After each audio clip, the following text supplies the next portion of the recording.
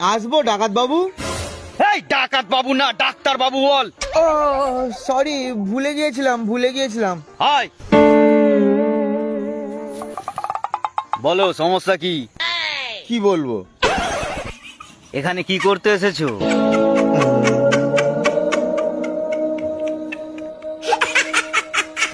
বলছি ডাক্তার বাবু, এইগুলো কি ওষুধ?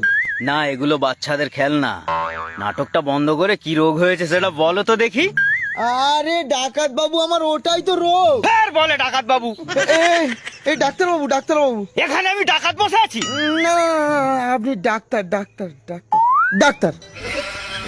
বলছি আমার ওটাই রোগ, আমি সব সময় সবকিছু ভুলে যাচ্ছি।